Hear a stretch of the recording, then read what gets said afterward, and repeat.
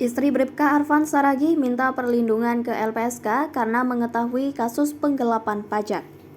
Istri almarhum Bribka Arfan Saragih, Jenny Simorangkir, meminta perlindungan ke Lembaga Perlindungan Saksi dan Korban atau LPSK pada Rabu 29 Maret 2023. Hal ini dilakukan karena Jenny Simorangkir mengungkap sejumlah kejanggalan kematian suaminya dan sempat mendengar kesaksian Bribka Arfan Saragih terkait kasus penggelapan pajak.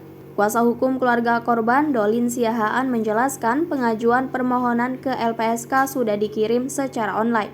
Jadi hari ini kami resmi secara online mengirimkan permohonan perlindungan ke LPSK dan besok kami akan membuat surat serah terimanya di perwakilan LPSK Medan Khusus, paparnya.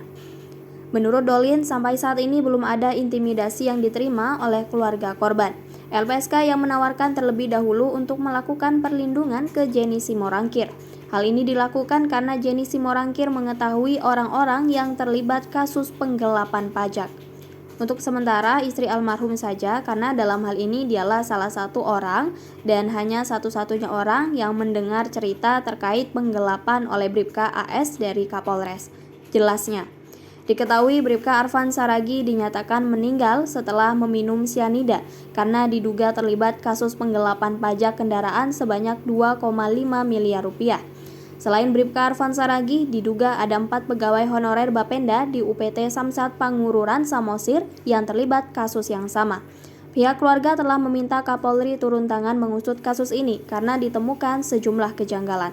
Sebelumnya, Polda Sumatera Utara masih mendalami kasus kematian Bribka Arfan Saragih dan kasus penggelapan uang pajak kendaraan bermotor di UPT Samsat Pangururan Samosir, Sumatera Utara. Keluarga korban telah melaporkan sejumlah kejanggalan terkait penyebab kematian Bribka Arfan Saragih.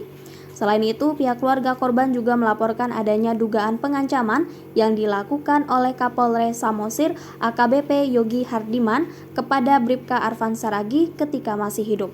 Menindaklanjuti laporan ini, Kapolda Sumut Irjen Pol RZ Pancaputra Simanjuntak mengatakan Kapolres Samosir AKBP Yogi Hardiman telah diperiksa Propam Polda Sumut.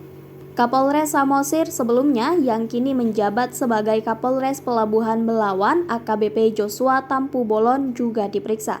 Tim juga bekerja melakukan secara maraton pendalaman dan pemeriksaan terhadap satu Kapolres Samosir. Kedua Kapolres sebelumnya yang berkaitan dengan dugaan bagaimana proses terjadinya penggelapan tersebut. Jelasnya, untuk mendalami kasus ini, Propam Polda Sumut juga memeriksa Kasat Lantas dan Kanit Regiden Satlantas Polres Samosir. Pemeriksaan ini dilakukan untuk mengetahui cara para terduga pelaku menggelapkan pajak. Irjen Pol RZ Pancaputra berjanji akan menindak tegas anggota yang melanggar.